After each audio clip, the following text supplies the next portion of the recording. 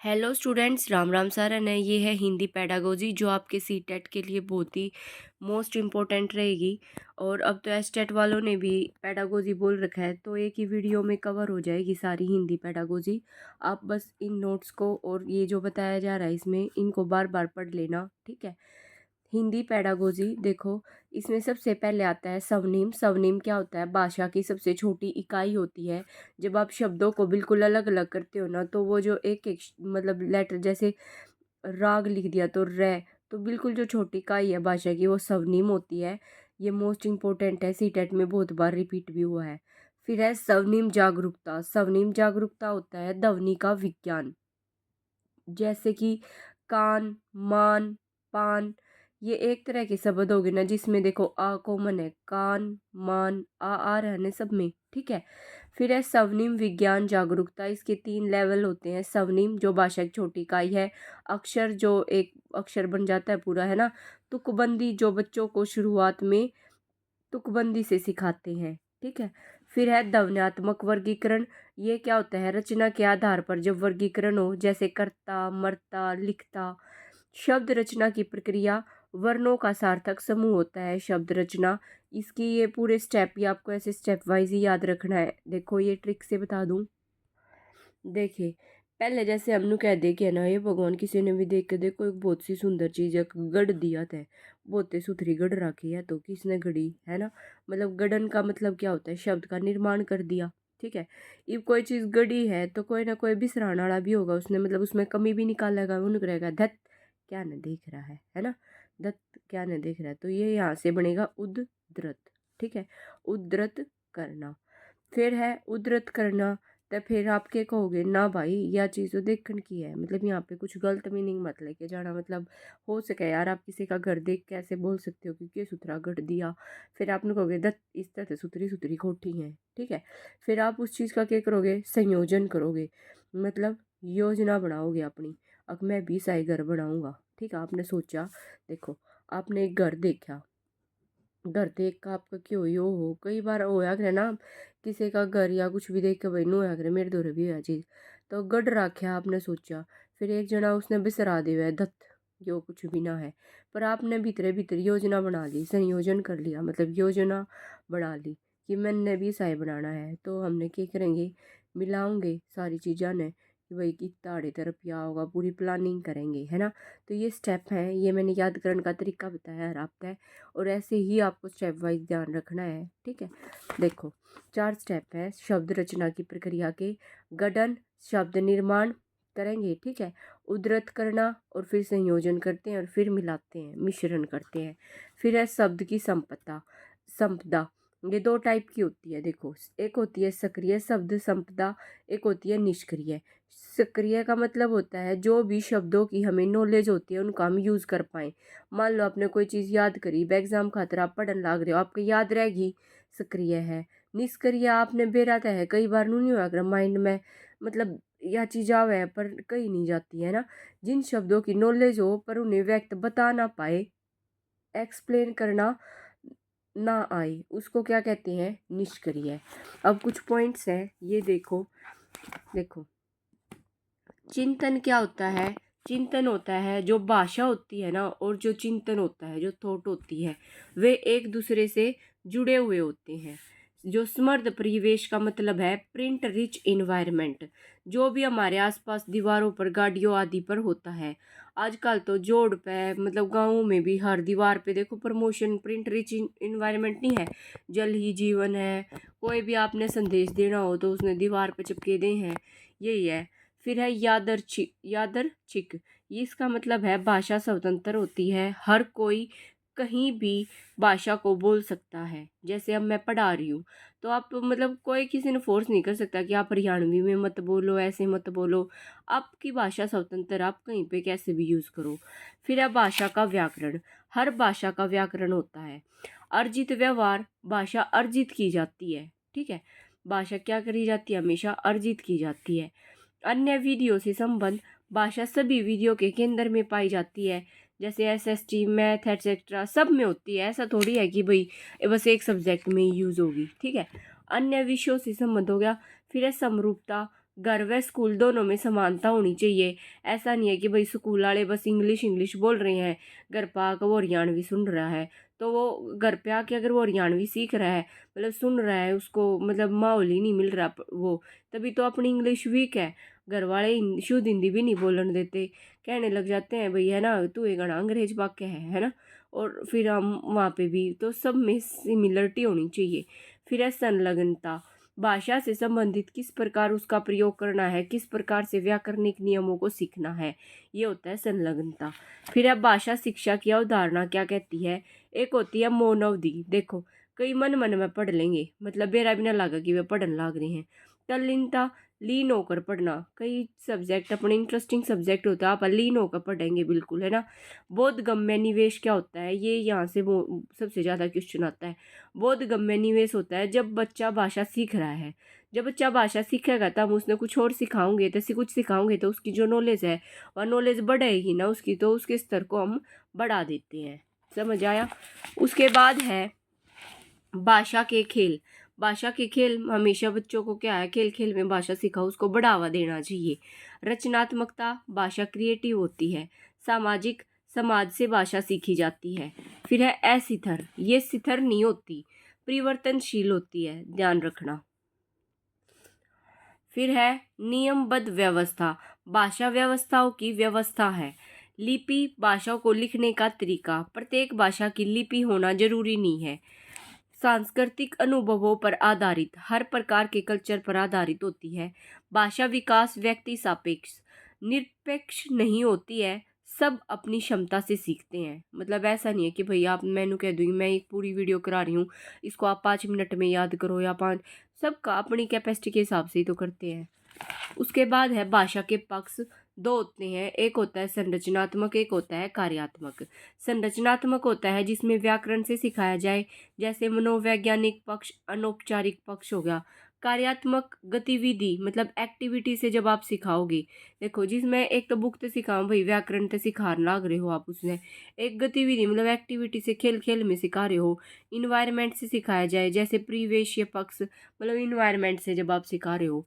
यहाँ पे ये चैप्टर कवर हो गया, छोटे छोटे चैप्टर है कुछ। देखो चैप्टर है व्यक्तियों के समूह अथवा समुदाय की भाषा। ठीक है, व्यक्तियों के समूह अथवा समुदाय की भाषा क्या बोलती है। देखो एक भाषा की कई बोलियां होती हैं, एक ही भाषा की जो बोली बोली की होया करे, किसी देश के एक हिस्से में बोली जाने वाली विविध भाषाओं में से एक प्रकार जो अक्षेत्रीय बोली के रूप में जानी जाती है। ठीक है, ये हरियाणवी है भाई। हरियाणवी में जो कर देखो किसी की लैंग्वेज से आप ये ऐसे बता सकते हो, तो सोनीपत कैन का है, तो रोहतक कैन का है, तू भिवानी कैन का है। मतलब उसकी लैंग्वेज में भी है ना, बोली में भी कुछ ना कुछ वर्ड्स का चेंजमेंट पाओगा, है ना। और एक देश के किसी को देश का कोई भी हिस्सा है जो अगर अपना हरियाणा में भी एक हिस्सा मान लो रोहतक, रोहतक में भी कुछ ऐसे बोल रहे हैं तो उसको ही बोली कहा जाता है, जब विविध भाषाओं में से एक प्रकार जो क्षेत्रीय बोली के रूप में जानी जाती है, मतलब जिसने सब यूज करनी है। फिर अब वाक समुदाय क्या होता है, लोगों का एक समूह जो भाषा के प्रयोग के संबंध में भाषिक मानकों के एक प्रतिमान मतलब सेट को साझा करता है, वाक समुदाय कहलाता है। लोगों का एक समूह ले लिया, ठीक है, वो क्या करेगा, जो भाषा के प्रयोग के संबंध में भाषिक मानकों के एक सेट को मतलब भाषा ने मतलब उसने क्या करेगा, साझा करेगा, उससे ने वाक समुदाय कहेंगे। नेक्स्ट है भाषा का अधिगम एवं अर्जन। देखो एक होता है भाषा अर्जन, एक होता है भाषा अधिगम। अर्जन मतलब जो अपने आप सीखी जाओ है, अधिगम का मतलब होया करे जो आप बुक से या किसी की हेल्प से या टीचर से सीखते हो। ठीक है, अर्जन में ऐसे आ जाता है जैसे जो भी भाई आप बचपन से ही मतलब होंदे जो आप अपने पेरेंट्स से अपने आसपास सुन रहे हो, ठीक है, तो वो अर्जित की है, आपने सीखी थोड़ी है, मतलब उसके लिए आपने कोई बुक थोड़ी पढ़ी है, व्याकरण भी नहीं पढ़ी। ठीक, तो ये प्राकृतिक रूप से स्वाभाविक या से सीखी जाती है, स्वाभाविक या सरल होती है, अनौपचारिक होती है, मतलब किसी भी रूल रेगुलेशन की जरूरत नहीं होती, व्याकरण नहीं होती इसकी। हिंदी क्या है, मातृभाषा है, घर की जो फर्स्ट लैंग्वेज होती है। मातृभाषा को हमेशा बढ़ावा देना चाहिए, सम्मान करना चाहिए और प्रोत्साहित करो। NEP 2020 भी यही बात कहता है, 8th तक जो है मातृभाषा में शिक्षण दो। भाषा अधिगम क्या होता है, जिसमें सोर्सेज की जरूरत हो, जैसे टीचर, जो हम सोर्सेज से सीखते हैं, टीचर से, व्याकरण से, नियम पढ़ते हैं, जैसे इंग्लिश सीख रहे होगे आप। फिर सेकंड लैंग्वेज जो होती है वो हमारी इंग्लिश होती है, प्रयासपूर्ण होती है और ये जटिल लगती है, हमें मुश्किल लगती है, और ये औपचारिक होती है, मतलब फॉर्मल तरीके से होती है। फिर है बहुभाषावाद, मल्टीपल लैंग्वेज। मल्टीपल लैंग्वेज क्या होता है, देखो जैसे हिंदी, इंग्लिश, तमिलनाडु, मलयालम, कन्नड़, ठीक है, एक कक्षा में है ना, जब अलग अलग भाषा बोलने वाले एक ही कक्षा में हो तो भाषा का आदान प्रदान तो करेंगे वो। तो भाषा का आदान प्रदान करने खातिर शब्द भंडार की क्या होगी, वृद्धि होगी। इब इंग्लिश और हिंदी वाले बच्चे ने बैठा दो तो इंग्लिश वाला कैसे तो बात करेगा, चाहे इशारा में बात करे, तो हिंदी वाला कुछ वर्ड्स इंग्लिश के सीख जाएगा, ठीक है ना, वो भाषा का आदान प्रदान तो करेंगे। इसे संसाधन के रूप में मानना चाहिए, सभी को इसका सम्मान करना चाहिए। ऐसा नहीं कि भाई आप, मतलब इसमें तो यही है कि पेडागोजी में कि बस स्टूडेंट को प्रायोरिटी दो, उसको ना तो दंडित करो, मतलब भगवान मान के चलो उसने। जैसे भाई पहले का टाइम था जब मतलब सास की चला करती घर में, अब का टाइम आ गया बउआ की चले है ना। तो पहले का टाइम था कि हम बच्चों को कूट दिया जाता था, टीचर्स की चलती थी, अब बच्चों का टाइम आ गया है, ठीक है ना, अब टीचर्स की नहीं चलती इतनी। फिर है द्विभाषावाद या फिर बहुभाषावाद। जब दो भाषा सीख रहे हो आप, जैसे आप मातृभाषा तो है ही है आपकी, और कोई आपने एक गोल लक्ष्य भाषा सीख रहे हो, आप इंग्लिश भी साथ में सीखने लग जाओ। एक होता है ऋणात्मक द्विभाषावाद, अगर उसने एक भाषा छोड़ दी और दो में से बस एक बोल रहा है, मान लो आपने हरियाणवी गति छोड़ के बिल्कुल एक इंग्लिश पे आ गई, ठीक है, एक भी वर्ड आप अपनी हरियाणवी या हिंदी का नहीं बोल रहे, तो वो ऋणात्मक होएगा, ठीक है। ये इंपॉर्टेंट है भाई, बहुभाषावाद, द्विभाषावाद और ये, ठीक है। फिर है कोड और डी कोड। कोड होता है, एक होता है कोड परिवर्तन, एक होता है कोड मिश्रण। देखो किसी भी शब्द का अर्थ समझाना, ठीक है, डी कोड। तो कोड परिवर्तन होता है अपनी मातृभाषा की जगह दूसरी भाषा बोलने लग जाना, जैसे हिंदी की जगह इंग्लिश बोल रहे हो तो परिवर्तन हो गया। मिश्रण होया कर भाषाओं को मिक्स करके बोलना, जैसे कभी हिंदी फिर इंग्लिश। आप मेरी जो स्टूडेंट वीडियो देख रहा होगा, मैं कभी कभी हरियाणवी भी यूज़ करती हूँ, शुद्ध हिंदी भी करती हूँ। तो भाई ये मेरी मदर टंग है, मतलब मैं कोशिश करती हूँ बाकी ये मतलब शुद्ध हिंदी में भी समझा पाऊँ, क्योंकि कई स्टूडेंट मैसेज करते हैं कि भाई उनको मेरी लैंग्वेज समझ नहीं आ रही, तो वो मैं कोड मिश्रण कर रही हूँ, है ना। शुद्ध हिंदी बोलने की ट्राई तो करती हूँ, मेरे से नहीं बोली जाती, तो मैं हरियाणवी भी यूज़ कर लेती हूँ। ये हो गया यहाँ पे चैप्टर खत्म। नेक्स्ट चैप्टर है भाषा कौशल। भाषा कौशल जिसको इंग्लिश में लैंग्वेज स्किल बोलते हैं। भाषा कौशल मतलब भाषा को सीखना। ये चार हैं, ये आपस में अंतः संबंधित होते हैं, एक दूसरे को प्रभावित करते हैं, ठीक है। एस श्रवण या सुनना, वाचन बोलना, पठन पढ़ना, लेखन कौशल कौशल ये हमने सीडीपी में कर भी लिया है, LSRW। ये चारों एक क्रम से सीखे नहीं जाते, ठीक है। श्रवण, वाचन, लखन व पठन, ध्यान देना और चिंतन साथ साथ विकसित होते हैं, ठीक है। प्रतिपुष्टि का मतलब होया करे फीडबैक, जैसे अब मैं पढ़ा रही हूँ तो भाई फीडबैक जरूर देना, ठीक है ना, आपको कैसा समझ आया, कैसी वीडियो लगी, ठीक, मैं क्या इम्प्रूवमेंट कर सकती हूँ, ऐसे करके, ठीक है। तदानुभूति श्रवण क्या होता है, एक होता है तदानुभूति, एक होता है समानुभूति, मतलब इम्पथी हो जो, ठीक है। एक होता है ग्रहणात्मक कौशल, एक होता है प्रोडक्टिव कौशल, इसी को अभिव्यक्तात्मक बोलते हैं। ग्रहणात्मक जब हम विचार ग्रहण करते हैं, मतलब रिसिप्टिव और प्रोडक्टिव समझाया था ना आपको, वही है ये। तो रिसीव कर रहे हो तो सुनना पढ़ना, जब आप अपने विचारों को व्यक्त करने लग जाओ, वे कौशल जिनके माध्यम से हम अपने विचार व्यक्त करते हैं, जैसे बोलना, बोलकर और लिख कर सकते हैं। नेक्स्ट है इन्हीं के बारे में, देखो सुनना या श्रवण बोलते हैं इसी को। सुनने में जब आप धैर्य रख होना चाहिए, आपका सुनने में रुचि होनी चाहिए, अटेंशन दोगे, मतलब अटेंशन दोगे, और इसी को उदाहरण बोलते हैं। अटेंशन दोगे तभी सही सुन पाओगे। अब आप क्लास ले रहे हो मेरी, तो आप अटेंशन ध्यान से सुनोगे ना इसको, तो ही तो एग्जाम में ध्यान रहेगा, आपको याद रहेगा, ठीक है। फिर है पठन या पढ़ना, इससे युक्ति मतलब अनुमान लगाना, सारांशीकरण, निष्कर्ष निकालना, जब आप पढ़ते हो, है ना। अर्थगत संकेत क्या होता है, अर्थ समझने की प्रक्रिया में मदद करने वाले जो संकेत होते हैं। एक होती है टॉप डाउन अप्रोच, एक होती है बॉटम अप। टॉप डाउन मतलब पूर्व अनुभव अनुभव का यूज़ करके प्लस में आपने नई चीज़ भी सीख ली। मतलब आपने पहला अपना कोई एक्सपीरियंस का यूज़ करके फिर नई चीज़ सीखी है साथ में, ठीक है। बॉटम अप होता है बेसिक से शुरू करके बाद में कहानी, मतलब देखो पहले वर्ण होते हैं, ई, मतलब वर्ण सीखते हो, फिर आप शब्द बनाना सीखोगे, फिर वाक्य होता है, फिर आपको कहानी बनानी आती है ना। टॉप बॉटम अप, ऊपर से नीचे ला लो या नीचे तो ऊपर, इसने ऐसे याद कर लियो। एक्स्ट्रापोलेटिव क्या होता है, इसी को बहुविकसित पर्सन बोलते हैं। वो कॉन्सेप्ट जिसमें व्यक्ति खुद को रखकर या अनुमान लगाकर सीखता है। एक्स्ट्रापोलेटिव, कभी भी आप किसी भी सब्जेक्ट की तैयारी कर रहे हो ना, मतलब याद करना है आपको, तो आप खुद को रख के अपनी कोई ट्रिक बना सकते हो, तो वो जल्दी याद हो जाता है, ठीक, उसको एक्स्ट्रापोलेटिव बोलते हैं। फिर आप पठन के प्रकार, ये 4 प्रकार का होता है। देखो, एक होता है इंटेंसिव रीडिंग, गहन पठन, जब आप डीप तक पढ़ते हो। एक्सटेंसिव रीडिंग, व्यापक, जब आप विस्तृत में मजे के लिए पढ़ रहे हो, ठीक है। एक होता है स्कैनिंग, स्कैनिंग मीन्स की बारीकी, जैसे कोई रसोई में खाना बनाने के लिए रेसिपी को बारीकी से देख कर पड़ेगा।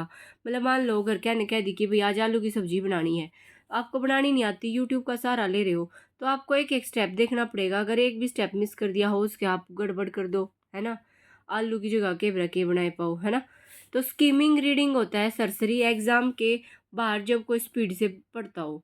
ये बहुत बार आपने देखा भी होगा, भैया एग्जाम के बाहर किताब उठाकर बालक नु पढ़े जाएंगे, जो गरीब सब सबको में याद कर लेंगे, है ना। फिर है लेखन या लिखना, इसकी विशेषताएं क्या होती हैं। स्पष्ट उद्देश्य, आपका जो उद्देश्य होता है दैट इज आप क्या कहना चाह रहे हो वो साफ साफ होना चाहिए। जब भी आप किसी को कुछ चीज़ लिख के दे रहे हो या फिर खुद के नोट्स बना रहे हो तो वे स्पष्ट होने चाहिए, ऐसे नहीं कुछ हो लिख दिया। विचार, विचारों को प्रोत्साहन, बच्चों के विचारों को हमेशा प्रोत्साहित करना चाहिए। रचनात्मक लेखन, इसे सबसे अच्छा लेखन माना जाता है। टीचर है, टीचर स्टूडेंट को कहे कि अपने विचारों को अपनी भाषा में व्यक्त करो। अब आप लिख रहे हो, जरूरी नहीं आपको हर एक मतलब बुकिश लैंग्वेज में लिखो, आप अपने नोट्स या अपनी बातें अपने हिसाब से भी लिख सकते हो। फिर है व्याकरण की शुद्धता, गलती नहीं हो, पर्सन से संबंधित होनी चाहिए, ठीक है। फिर है रचनात्मकता, क्रिएटिविटी होनी चाहिए। ये जो हिंदी पैडागोजी है ना भाई, यही सेम इंग्लिश पैडागोजी है, एक आधी चीज़ ही अलग होती है बस, ठीक है। तो ध्यान से समझ लो, हिंदी पेडागोजी होगी तो आपकी इंग्लिश भी हो जाएगी। लेखन के प्रकार है, सबसे पहला है नैरेटिव राइटिंग, इसको वर्तांतात्मक लेखन भी बोलते हैं। जो रियल हो मीन्स की क्रम सीक्वेंस में हो, घटनाओं पर जो लेख लिखा जाए उसको कहते हैं वर्तांत, सॉरी अब आप हंसना मत इस चीज़ पे, वर्तांतात्मक, ठीक है। फिर है प्रभावपूर्ण, प्रभावपूर्ण लेखन, ऐसे शब्दों का प्रयोग करें जो प्रभाव डालें, जो स्पष्टता व्याकरण के अनुसार लिखे जाएं, ठीक है, नाम से स्पष्ट है, प्रभाव डालें। फिर है तर्कमूलक लेखक, लेखन होता है जब आप तर्क करें, जैसे सीबीएसई का सिलेबस चेंज हो या ना हो, मतलब एस्टेट का पेपर होना चाहिए या ना होना चाहिए, पूरा बहसबाजी हो जिसमें। फिर है वर्णनात्मक लेखन, मतलब डिस्क्रिप्टिव, जब आप किसी चीज़ के बारे में डिस्क्राइब करके लिखें। जिज्ञासा स्रोत लेख, ये पजल से रिलेटेड होता है, ठीक है। नेक्स्ट है देखो संपादन, इसको इंग्लिश में एडिटिंग बोलते हैं। और अब देखो, अब है लेखन कौशल उपागम, राइटिंग स्किल अप्रोच, इसको देख के कंफ्यूज मत होना, मैं एक एक चीज़ समझा दूंगी इसमें, फिर आप अपने नोट्स बना रहे हो अगर साथ साथ में तो बना लेना, ठीक है। देखो राइटिंग स्किल अप्रोच क्या होता है, सबसे पहले देखिए इसमें क्या होता है। राइटिंग स्किल अप्रोच में लेखन प्रोडक्ट अप्रोच, उत्पाद, मतलब प्रोडक्ट का मतलब होया करे उत्पाद, ठीक है। लेखन प्रक्रिया उपागम क्या बोलती है, प्रोसेस अप्रोच क्या बोलती है, जब कई चरणों से गुजरता है ना लिखने को, लिखने के दोबारा सीखना, इसके स्टेप होते हैं। इससे पहले आपको ये पता होना चाहिए। देखो फ्री राइटिंग होता है मुक्त लेखन, मतलब कुछ भी लिख रहे हो फ्री हो आप। स्क्रबलिंग होता है कीरम काटे, बच्चा क्या है बैंड मंडोले मार दिया करे ना, जो करूँ बैंड मंडोला मार दिया है ना, दीवार खराब कर देगा कि तो लिख देगा, उसको कीरम काटे बोलते हैं। शुरू में बच्चा इसी से तो सीखता है। अब देखो लिखने के स्टेप्स होते हैं, सबसे पहले है मानस मंथन, ब्रेन स्ट्रोमिंग, लेखन पूर्व होता है लिखने से पहले जो हम सोच रहे हैं। अब आप कुछ लिखोगे तो पहले सोचोगे, मतलब दिमाग के घोड़े दौड़ा दोगे। फिर है दिमाग के घोड़े दौड़ाकर रूप रेखा मतलब आउटलाइन बनाओगे, जैसे ऐसे आउटलाइन बना दी, ये बेरोजगार है, ये नू है, ये नू है। फिर आप ड्राफ्ट बनाओगे, ड्राफ्ट को प्रारूपण बोलते हैं। फिर आप रिवाइज करोगे, पुनरावृत्ति करोगे, फिर प्रूफ रीडिंग करोगे, उसके बाद है फाइनलाइज करोगे। ठीक है, सबसे पहला देखो जो मानस है, मानस क्या करेगा, दिमाग के घोड़े दौड़ाओगा, घोड़े दौड़ाकर ठीक है ना, वो अपने मतलब पूरी रूपरेखा तैयार कर लेगा, हाँ यह चीज़ मैंने उड़े करनी नू करनी है। फिर आप ड्राफ्ट में कोई चीज़ छोड़ दोगे, है ना, क्योंकि दिमाग एकदम इतना तो चल नहीं गा, तो ड्राफ्ट में कोई चीज़ छोड़ दी। फिर आप ओहो आपको याद आया कि भाई यो पब्लिश करने से पहले मैंने रिवाइज करना है। फिर आप रिवाइज करके उसकी प्रूफ रीडिंग करोगे, फिर उसके बाद उसको फाइनलाइज करोगे। ये याद करने का तरीका भी बता दिया आपको। फिर है शिक्षण विधि। शिक्षण विधि में सबसे पहले होती है देखो ग्रामर, ट्रांसलेशन मेथड, हर चीज़ मोस्ट इम्पोर्टेंट है। देखो इसी को व्याकरण, अनुवाद या शास्त्रीय विधि भी बोलते हैं। इसमें क्या होता है, कम्युनिकेटिव स्किल पर फोकस नहीं करा जाता, ठीक है ना, ग्रामर पे।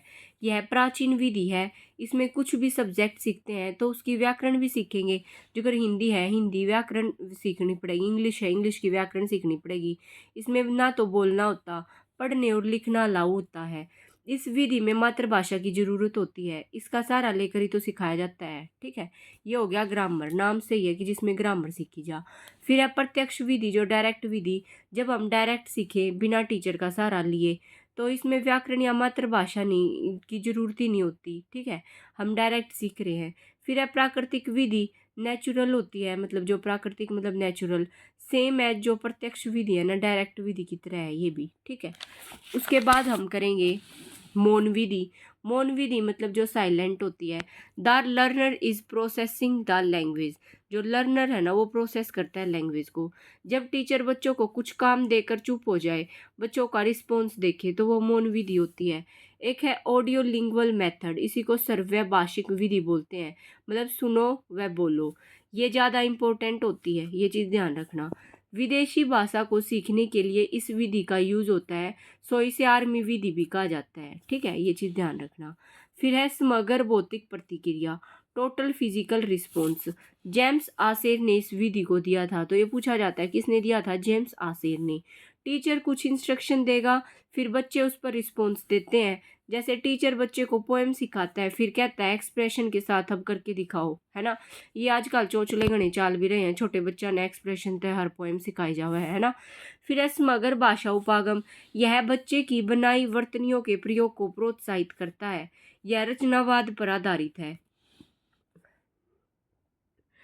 फिर है संप्रेषणात्मक भाषा शिक्षण, जीवन की उन वास्तविक स्थितियों जिनमें संप्रेषण मीन्स की कम्युनिकेशन किया जाता है का प्रयोग करते हैं।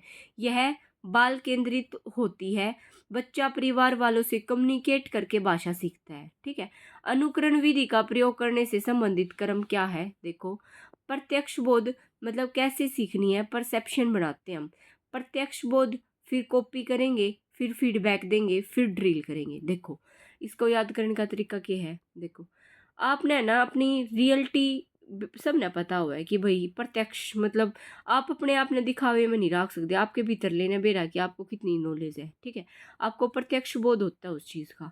फिर आप क्या करते हो, पर कोशिश करते हैं हम सब कॉपी करने की, किसी ना किसी की कॉपी करके हम अपने आप ही फीडबैक लेते रहते हैं। ठीक है, फिर फीडबैक लेके फिर आप क्या करते हो, हमेशा आप किसी की कॉपी कर रहे हो तो वो ड्रिल ही कर रहे हो, आप रट रहे हो उस चीज़ को। ठीक है, ये याद करने का तरीका होगा। फिर है प्रतिलेखन विधि, टीचर ब्लैक बोर्ड पर कुछ भी लिख देगा, फिर कहेगा इसे तुम भी लिखो, मतलब कॉपी में देखकर कॉपी पर लिखवाना। एक होता है आगमन विधि, एक होता है निगमन। आगमन मतलब पहले एग्जाम्पल फिर नियम, प्राइमरी लेवल पर यह विधि बेस्ट होती है। निगमन होता है पहले नियम, नी से याद रख लो नियम, मतलब पहले नियम आ जाएगा और फिर एग्जाम्पल आएगा। ठीक है, ये मोस्ट इंपॉर्टेंट है। भाषा संसर्ग विधि क्या होता है, कविताओं या गद्य या पद के माध्यम से व्याकरण की रचना देते हैं। ठीक है, फिर है चौमस्की कल हमने सीडीपी में भी किया था, सेम वही है, भाषा का सिद्धांत दिया था जिसने। इन्होंने बताया कि बच्चों में भाषा सीखने की जन्मजात क्षमता होती है, बाय इनेट एबिलिटी होती है। LAD device language acquisition device होता है उनके पास, उनके दिमाग में, है ना। डिवाइस के बारे में इसी ने बताया था। भाषा को स्वाभाविक या प्राकृतिक रूप से सीख सकते हैं। फिर है सार्वभौमिक व्याकरण, मतलब यूनिवर्सल जो ग्रामर टर्म के बारे में इसी ने बताया था, दैट इज जब बच्चा भाषा अपने आप सीख सकता है। फिर लेवल, 2 लेवल के बारे में बताया, एक डीप लेवल, एक सरफेस लेवल। डीप जब आप बिल्कुल डीपली जाके पढ़ते हो, सरफेस जब मोटा मोटा मतलब कुछ पढ़े हम, ठीक है, जैसे एग्जाम आने पर पूरा डीपली तो पढ़ा नहीं जाएगा, जो आपने नोट्स बनाए बस उन्हीं को रीड करोगे, ठीक। उसके बाद है वाइगोत्स्की ने क्या कहा था, ये भाई ये वाइगोत्स्की, पियाजे, स्किनर, इनकी है ना, ये सब मैंने कल सीडीपी की जो चैप्टर 2 का भाषा कौशल सेम चैप्टर कराया था मैंने, ठीक है, उसमें ट्रिक के साथ करा रखा है। जिसने नहीं किया ना वो एक बार सीडीपी की प्लेलिस्ट में जाके वहाँ से देख लेना, बहुत अच्छी ट्रिक से करवा रखा है, ठीक है। देखो वाइगोत्स्की, इसने भाषा लेव, एल इसके नाम में ही होता है, एल से लैंग्वेज, भाषा पर बल दिया, इसके बारे में बताया। पियाजे जो सेम सीडीपी में आप करी है ना आपने, मतलब वही है, ये कहता है कि पहले विचार आया बाद में भाषा, ठीक है, पियाजे। स्किनर क्या है, इन्होंने बताया कि बच्चे अनुकरण मीन्स की ड्रिल एंड प्रैक्टिस या फिर रीइंफोर्समेंट के माध्यम से ही भाषा सीखते हैं, मतलब जब आप इन्वायरमेंट से सीखते हो, स्किनर बोलता है ये बात। फिर है स्टीफन क्रैशन, ये क्या कहता है, बच्चा पहली भाषा के साथ साथ दूसरी भाषा का भी अर्जन कर लेता है। इसी बेस पर इसने 5 हाइपोथेसिस दिए थे। क्या दिए थे, देखो, अनुमान, एक्वाइजिशन, लर्निंग, हाइपोथेसिस दिया था। फिर उस भाषा को मॉनिटर करता है, मतलब पहले अनुमान लगाएगा फिर मॉनिटर करता है, देखता है कहीं कमी तो नहीं है, नेचुरल ऑर्डर में सीख रहा है। निवेश, परिकल्पना, इनपुट, हाइपोथेसिस, बोधगम्य निवेश, भाषा के स्तर को जो बढ़ाता है, बोधगम्य निवेश, है ना। जैसे I+1 है, आई यहाँ पे बच्चा होता है, इसने ये वो बताया था I+1 के बारे में, ठीक है ना। और 1 मतलब टीचर, कॉम्प्रिहेंसिव इनपुट होती है, अफेक्टिव फिल्टर होता है, motivation, self confidence and anxiety से दूर रहे, ठीक है। ये इसने 5 बात बताई थी। फिर है जिम कमिंस था, 2 प्रकार की भाषा बताई, जो बच्चे की डेली लाइफ की, दैट इज अनौपचारिक भाषा बिना व्याकरण की होती है ना, उसी को basic interpersonal communicative skill BICS बोलते हैं, ठीक है।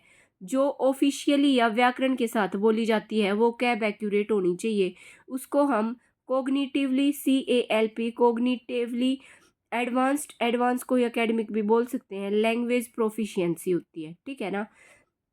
और इसमें वो कैब एक्यूरेट होनी चाहिए, ठीक है। उसके बाद है पर्सनों के प्रकार। पर्सनों के प्रकार क्या होते हैं, बोध पर्सन, ये क्या होता है, वे पर्सन जो बच्चे से पाठ खत्म करने के बाद पूछे जाते हैं, बच्चे को समझ आया या नहीं पता करने के लिए, जैसे अब मैं पूरी क्लास लेके आपसे कोई क्वेश्चन पूछूं। फिर है विकासात्मक पर्सन, जो बच्चे की एबिलिटी को बढ़ाने के लिए किए जाएं। फिर है पुनरावर्त्यात्मक पर्सन, होता है जो क्वेश्चन रिपीट होते रहते हैं। परिचयात्मक होता है जो शुरुआत में इंट्रोडक्शन के लिए पूछे जाते हैं।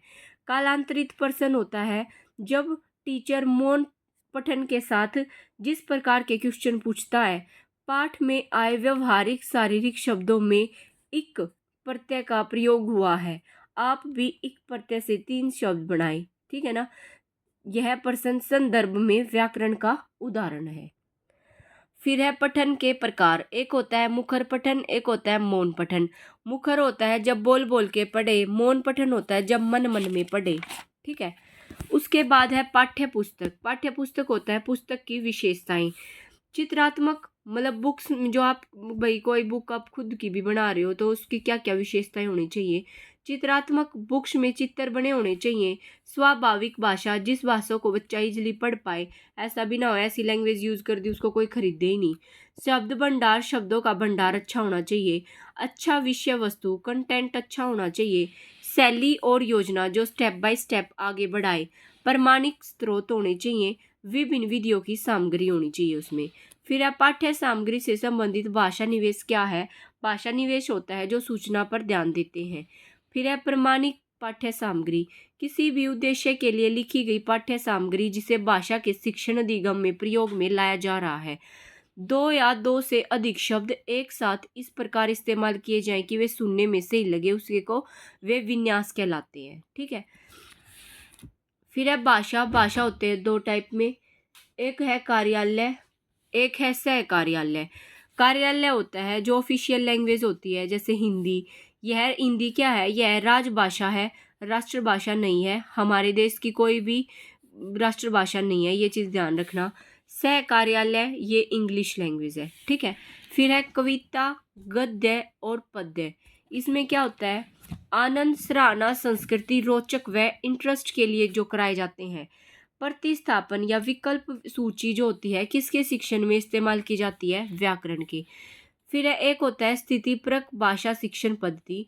भाषा शिक्षण के लिए एक वास्तविक एवं व्यवहारिक स्थिति का उपयोग करते हुए